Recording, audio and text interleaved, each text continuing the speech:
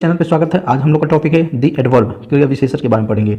इसके प्रकार, इसके अर्थ, इसकी डिफिनीशन तथा एग्जांपल्स के बारे में क्लियर अध्ययन करेंगे हम लोग इस वीडियो में। तो शुरू कर रहे हैं दी एडवर्ब।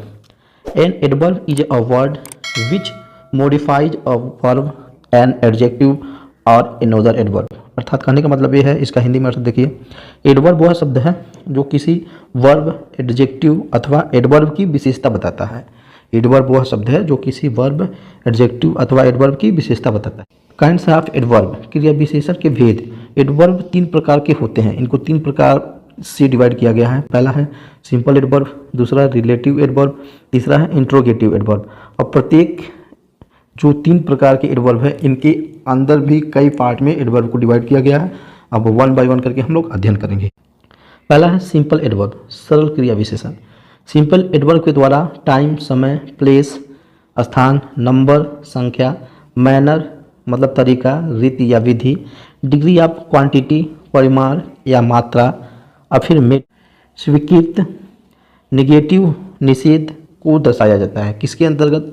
सिंपल एडवर्ब सरल क्रिया विशेषण के अंतर्गत। पहला है सिंपल एडवर्ब ऑफ टाइम। इस क्रिया विशेषण से समय प्रकट होता है। सिंपल एडवर्ब ऑफ टाइम, इस क्रिया विशेषण से समय प्रकट होता है। जैसे she will come soon, I shall go there tomorrow. तो यहाँ पे सून और टुमारो क्या होता है? समय को बताता है। यह क्या क्रिया विशेषण है? एडवर्ब है।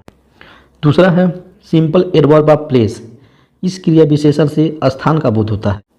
जैसे एग्जाम्पल है please come in, please one up the stage, he will go there, go out. तो यहाँ पे प्लीज कम इन मतलब अंदर आए, कृपया अंदर आए। इन, अप, देयर, आउट, ये सब क्या है? स्थान के बारे में बताते हैं। सब कब किसके बारे में बताते हैं? स्थान के बारे में बताते हैं। अतः क्या हो जाएंगे? सब एडवर्ब है जो स्थान के बारे में बता रहे हैं। तीसरा है सिंपल एडवर्ब ऑफ नंबर। इस क्रिया विशेषण से हमें संख्या के बारे में ज्ञात होता है अथवा कोई कार्य कितनी बार हुआ है उसके बारे में पता चलता है। एग्जाम्पल देखिए, पहला एग्जाम्पल है डू इट अगैन। यहाँ पे क्या करा? Do it again, do it again, इसे एक बार और करो, do it again.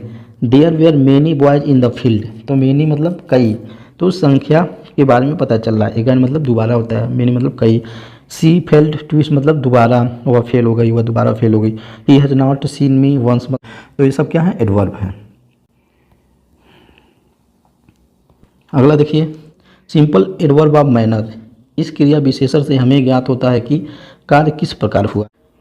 The child slept soundly, the child slept, sleep का क्या होता है? Second person, third person. Slept soundly मतलब जोरों से, आवाज़ करते हुए।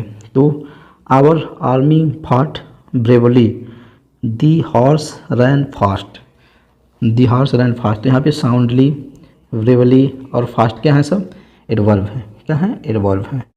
अगला देखिए सिंपल एडवर्ब ऑफ डिग्री और क्वांटिटी।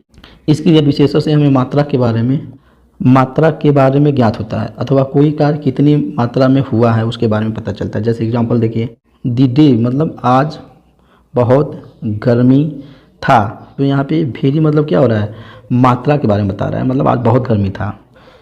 सानू सिंग्स प्रेटली वेल, प्रेटली, प्रेटली, यहाँ पे the fruits are almost ripe, पका हुआ। तो यहाँ पे भी उसकी संख्या के बारे में, मतलब अधिकांश राइप है, पका हुआ है।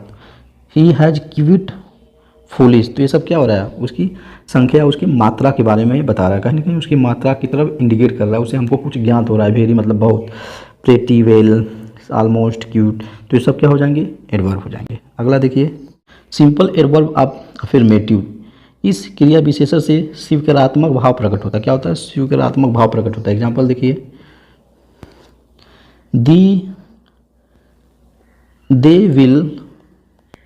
they will certainly have the sweets, they will certainly have the sweets। तो क्या हो जाएगा? certainly adverb. अगला देखिए surely you are right, surely you are right। तो यहाँ पे surely मतलब surely भी क्या है? एडवर्ब है। Simple adverb of negative. Simple adverb of negative, इस क्रिया विशेषण से हमें निषेधात्मक भाव प्रकट होता है। जैसे I never misled anybody, I never misled anybody. तो यहाँ पे क्या? निषेधात्मक भाव होता है। इसके अंतर्गत सिंपल एडवर्ब ऑफ निगेटिव के अंतर्गत it is not my book, यह मेरा किताब नहीं है। तो यहाँ पे क्या हो जाएंगे? किसके अंतर्गत आएंगे? Simple adverb of negative. दूसरा देखिए रिलेटिव एडवर्ब, संबंधवाचक क्रिया विशेषण। यह एडवर्ब वाक्यों को मिलाता है और पूर्ण प्रयुक्त नाउन जिसको संज्ञा करते हैं या प्रोनाउन सर्वनाम की ओर संकेत करता है। किसको? यह एडवर्ब वाक्यों को मिलाता है और यह नाउन या प्रोनाउन की ओर संकेत करता है, अर्थात संज्ञा और सर्वनाम की ओर तरफ संकेत करता है। Relative adverb where, when, why and how, ये सब क्या है? रिलेटिव एडवर्ब्स हैं, रिलेटिव एडवर्ब्स हैं। एग्जाम्पल देखिए, tell me the reason why you were late, tell me the reason why you were late. तो यहाँ पे वाई क्या है? यहाँ पे एडवर्ब का काम कर रहा है। यहाँ पे this is the way how he passed, this is the way how he passed, तो हाउ क्या है? एडवर्ब का काम कर रहा है। The day when Christ was born is celebrated as Christmas, Christmas, तो यहाँ पे व्हेन क्या है? एडवर्ब का काम कर रहा है। This is the house where I was born, यहाँ पे वेयर क्या है? एडजेक्टिव, एडवर्ब का काम करता है। वेयर क्या है? एडवर्ब का काम करता है। वेयर क्या है? एडवर्ब का काम करता है। तीसरा है इंट्रोगेटिव एडवर्ब, इंट्रोगेटिव एडवर्ब प्रश्नवाचक क्रिया विशेषण। इस क्रिया विशेषण का प्रयोग वाक्य के प्रारंभ में आकर प्रश्न पूछने के लिए किया जाता है, प्रश्न पूछने के लिए किया जाता है। एग्जाम्पल देखिए, when will you come, when will you come, how did you solve it, why are you late, why are you late. तो यहाँ पे क्या है? इंटरोगेटिव एडवर्ब है। हाउ, वेन, वाई सब क्या है? वाक्य के पहले, सेंटेंस के पहले आकर के प्रश्न पूछने का काम करते हैं। क्या हो जाएंगे? Interrogative adverb. आप लोग के वीडियो कैसा लगा कमेंट में लिखकर जरूर बताइए।